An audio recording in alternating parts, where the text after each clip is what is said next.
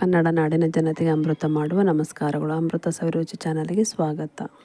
ಮನೆಯಲ್ಲೇ ಒಂದು ಸಿಂಪಲ್ ಆಗಿರುವಂಥ ಓಳು ಬದನೆಕಾಯಿ ಪಲ್ಯ ಮಾಡೋದು ಹೇಗಂತ ನೋಡ್ಕೊಂಬರೋಣ ಬನ್ನಿ. ತುಂಬ ಸಿಂಪಲ್ ಆಗಿರ್ತದೆ. ರೊಟ್ಟಿಗೂ, ಚಪಾತಿಗೂ, ಅನ್ನಕ್ಕೂ, ಆಮೇಲೆ ಹೋಳ್ಗೆ ಮಾಡ್ತೀವಲ್ವ, ಹಂಗೆ ಓಳು ಬದನೆಕಾಯಿ ಪಲ್ಯ ಮಾಡಿ ತುಂಬ ಚೆನ್ನಾಗಿರ್ತದೆ. ಮಸಾಲೆ ತಿನ್ನಲಾರ್ದಾರೆ ಈ ಥರ ಓಳು ಬದನೆಕಾಯಿ ಮಾಡ್ಕೊಂಡು ತಿಂದರೆ ಹೋಳಿಗೆ ಜೊತೆ ಕೂಡ ತುಂಬ ಚೆನ್ನಾಗಿರ್ತದೆ ನೋಡಿರಿ. ಒಬ್ಬಟ್ಟು ಜೊತೆಗೆ ಅದು ಹೆಂಗೆ ಮಾಡೋದು ಅಂತ ನೋಡ್ಕೊಂಬರೋಣ ಬನ್ನಿ. ನೋಡಿ, ಫಸ್ಟ್ ಇಟ್ಟಿದ್ದೀನಿ, ಕಡಾಯಿ ಇಟ್ಟಿದ್ದೀನಿ ನೋಡಿರಿ. ಸ್ವಲ್ಪ ಎಣ್ಣೆ ಹಾಕ್ತಾಯಿದ್ದೀನಿ. ಮೀಡಿಯಮ್ ಫ್ಲೇಮಲ್ಲಿ ಇಟ್ಕೊಂಡು ಮಾಡ್ತಾಯಿದ್ದೀನಿ ನೋಡಿ. ಸ್ವಲ್ಪ ಎಣ್ಣೆ ಹಾಕ್ತಾಯಿದ್ದೀನಿ. ಎಣ್ಣೆ ಕೂಡ ಕಾದಿದೆ ನೋಡಿ. ಸ್ವಲ್ಪ ಸಾಸಿವೆ ಹಾಕ್ತಾಯಿದ್ದೀನಿ. ಅದು ಸ್ವಲ್ಪ ಚಟಪಟ ಅಂತ ಸಿಡಿದ್ರೆ ಸಾಕು. ಸ್ವಲ್ಪ ಜೀರಿಗೆ ಹಾಕ್ತಾಯಿದ್ದೀನಿ ನೋಡಿ. ಅದು ಕೂಡ ಸ್ವಲ್ಪ ಫ್ರೈ ಆದರೆ ಸಾಕು. ನಾನು 2 ಈರುಳ್ಳಿ ಹಾಕ್ತಾಯಿದ್ದೀನಿ ನೋಡಿ. ಓಳು ಬದನೆಕಾಯಿ ಪಲ್ಯ ಸ್ವಲ್ಪ ಈರುಳ್ಳಿ ಚೆನ್ನಾಗಿದ್ದರೆ ಚೆನ್ನಾಗಿರ್ತದೆ ಅಂತೇಳಿ ನಾನು 2 ದೊಡ್ಡ ಈರುಳ್ಳಿ ಸೈಜಿನ ಉದ್ದುದ್ದಕ್ಕೆ ಹೆಚ್ಚಿ ಹಾಕ್ತಾಯಿದ್ದೀನಿ ನೋಡಿರಿ. ಒಂದು ನಿಮಿಷ ಫ್ರೈ ಆದರೆ ಸಾಕು. ಇವಾಗ ಓಳು ಬದನೆಕಾಯಿ ಹೆಚ್ಚಿದ್ದೀನಿ, ಉದ್ದುದ್ದಕ್ಕೆ ಹೆಚ್ಚಿದ್ದೀನಿ ರೀ. ಬದನೆಕಾಯಿ ಕೂಡ ಒಂದು 3 ಬದನೆಕಾಯಿ ತಗೊಂಡಿನಿ ರೀ ನಾವು. ನೀವು ಸ್ವಲ್ಪ ಜಾಸ್ತಿ ಮಾಡ್ತಾರೆ ಸ್ವಲ್ಪ ಕ್ವಾಂಟಿಟಿ ಈರುಳ್ಳಿ ಅವೆಲ್ಲ ಸ್ವಲ್ಪ ಜಾಸ್ತಿ ಹಾಕೊಡ್ರಿ, ಚೆನ್ನಾಗಿ ಆಗ್ತೈತಿ. ಇದು ಎಣ್ಣೆಲ್ಲೇ ಫ್ರೈ ಆಗ್ಬೇಕು ನೋಡಿರಿ. ಇದಕ್ಕೆ ನಾನು ನೀರು ಏನು ಹಾಕ್ತಿಲ್ಲ ರೀ, ಎಣ್ಣೆಲ್ಲೇ ಫ್ರೈ ಆಗಬೇಕು.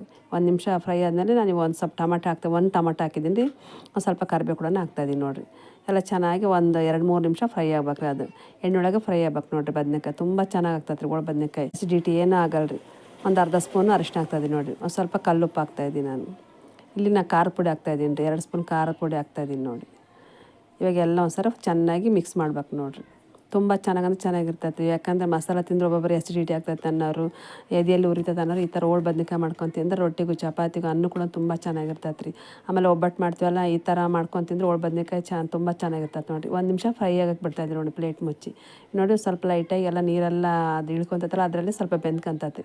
1 ನಿಮಿಷ 2 ನಿಮಿಷ ಮುಚ್ಚಿ ತೆಗೆದ್ರೆ ಒಂದ್ಸರಿ ಎಲ್ಲ ಮಿಕ್ಸ್ ಮಾಡ್ಬೇಕು ನೋಡಿ. ತುಂಬ ಚೆನ್ನಾಗಿರ್ತೈತೆ ನೋಡಿ. ಎಲ್ಲ ಲೈಟಾಗಿ ಅದು ಮೆತ್ತಗೆ ಆಗ್ತಾವೆ ರೀ. ಎಲ್ಲ ಮುಚ್ಚಿ ಬೇಯಿಸಿದ್ರೆ ಆಲ್ರೆಡಿ ಆಗೈತಿ. ನಾನು ಇಲ್ಲಿ ಇದು ಧನಿಯಾ ಕಾಳಂತ್ರ ಅದನ್ನು ಪುಡಿ ಮಾಡಿ ಹಾಕ್ತಾಯಿದ್ದೀನಿ ನೋಡಿ. ಸ್ವಲ್ಪ ಗುರಾಳ ಪುಡಿ ಹಾಕ್ತಾಯಿದ್ದೀನಿ ರೀ. ಗುರಾಳ ಪುಡಿ ಹಾಕಿ ತುಂಬ ಚೆನ್ನಾಗಿರ್ತೈತೆ. ಲಾಸ್ಟಿಗೆ ಇದಕ್ಕೆ ಕೊತ್ತಂಬರಿ ಹಾಕಿ ಮಿಕ್ಸ್ ಮಾಡಿದ್ರೆ ನೋಡಿರಿ, ಓಳು ಬದನೆಕಾಯಿ ಪಲ್ಯ ತುಂಬ ಆಗಿರುವಂಥ ಓಳು ಬದನೆಕಾಯಿ ಪಲ್ಯ ರೆಡಿ ಆಗ್ತದೆ ನೋಡಿರಿ. ಓಳು ಬದನೆಕಾಯಿ ಪಲ್ಯ ನೋಡಿ ಎಷ್ಟು ಚೆನ್ನಾಗಿ ಆಗಿರ್ತದೆ ಅಂದ್ರೆ ನೀವು ಕೂಡ ಮನೆಗೆ ಒಂದ್ಸರಿ ಟ್ರೈ ಮಾಡಿ ನೋಡಿ. ಅತಿ ಸುಲಭವಾಗಿ ಸಿಂಪಲ್ ಆಗಿರುವಂಥ ಓಳು ಬದನೆಕಾಯಿ ಪಲ್ಯ ರೆಡಿ ಆಗೈತೆ ನೋಡಿ. ನೀವು ಅದು ಬರೀ ಎಣ್ಣೆಲ್ಲೇ ಫ್ರೈ ಮಾಡೋದ್ರಿಂದ ತುಂಬ ಚೆನ್ನಾಗಿರ್ತೈತೆ ರೀ. ಇದು ನಾವು ನೀರು ಏನು ಹಾಕಿಲ್ಲ, ಬರೀ ಎಣ್ಣೆಲ್ಲೇ ಫ್ರೈ ಮಾಡ್ತೀವಲ್ಲ, ಹಂಗಾಗಿ ತುಂಬ ಟೇಸ್ಟ್ ಆಗಿರ್ತೈತೆ ರೀ. ಇದಕ್ಕೇನು ಬರೀ ಧನಿಯಾ ಪುಡಿ, ಖಾರ ಪುಡಿ, ಉಪ್ಪು, ಅರಿಶಿನ, ಖಾರ ಹಾಕಿರೋದ್ರಿಂದ ತುಂಬ ಟೇಸ್ಟ್ ಆಗಿರ್ತೈತೆ ನೋಡಿರಿ. ಯಾವ ಮಸಾಲೆ ಇಲ್ಲ ಏನಿಲ್ಲ ರೀ. ಹಂಗಾಗಿ ತುಂಬ ಚೆನ್ನಾಗಿರುವಂಥ ಅತಿ ಸುಲಭವಾಗಿ ಮಾಡಿರುವಂಥ ಓಳು ಬದನೆಕಾಯಿ ಪಲ್ಯ ರೆಡಿ ಆಗ್ತದೆ ನೋಡಿ. 1 ನಿಮಿಷ ಮುಚ್ಚಿ ತೆಗಿತಾಯಿದ್ದೆ ನೋಡಿ. ಅದು ಎಣ್ಣೆಲ್ಲೇ ಫ್ರೈ ಆದರೆ ತುಂಬ ಚೆನ್ನಾಗಿರ್ತೈತೆ. ಅದಕ್ಕೆ 1 ನಿಮಿಷ ಮುಚ್ಚಿ ಬೇಯಿಸಿದ್ರೆ ತುಂಬ ಅದೆಲ್ಲ ಬದನೆಕಾಯಿ ಎಲ್ಲ ಚೆನ್ನಾಗಿ ಬೆಂದ್ಕೊತೈತೆ ನೋಡಿ. ಎಣ್ಣೆಲ್ಲ ಚೆನ್ನಾಗಿ ಫ್ರೈ ಆಗ್ತದೆ. ಹಂಗಾಗಿ ಎಣ್ಣೆಲ್ಲೇ ಅದು ಬೇಯಬೇಕಂದ್ರೆ 1 ನಿಮಿಷ 2 ನಿಮಿಷ ಮುಚ್ಚಿ ತೆಗೆದ್ರೆ ಸಾಕು ನೋಡಿ. ಈಗ ಒಂದು ಪಲ್ಯ ರೆಡಿ ಆಗೈತೆ ರೀ. ಸ್ಟವ್ ಆಫ್ ಮಾಡಿದ್ದೀನಿ. ಇಲ್ಲಿಗೆ ಒಂದು ಬಟ್ಲಿಗೆ ಸರ್ವ್ ಮಾಡಿ ತೋರಿಸ್ತಾ ಇದ್ದೀನಿ ನೋಡಿ. ತುಂಬ ಟೇಸ್ಟಿಯಾಗಿರುವಂಥ ಓಳು ಬದನೆಕಾಯಿ ಪಲ್ಯ ರೆಡಿ ಆಗೈತೆ ನೋಡಿ. ಒಂದು ಬೌಲ್ ಸರ್ವ್ ಮಾಡಿ ತೋರಿಸ್ತಿದ್ದೀನಿ. ಚಪಾತಿಗೂ, ಅನ್ನಕ್ಕೂ, ರೊಟ್ಟಿಗೂ, ಆಮೇಲೆ ನಾವು ಹೋಳಿಗೆ ಮಾಡೋದು, ಒಬ್ಬಟ್ಟಿಗೆ, ಅದು ಕೂಡ ತುಂಬ ಚೆನ್ನಾಗಿರ್ತದೆ. ನೀವು ಕೂಡ ಮನೆಗೆ ಒಂದ್ಸಲ ಟ್ರೈ ಮಾಡ್ರಿ ಅಂತ ಹೇಳ್ತಾ ಇದ್ದೀನಿ ನೋಡಿ.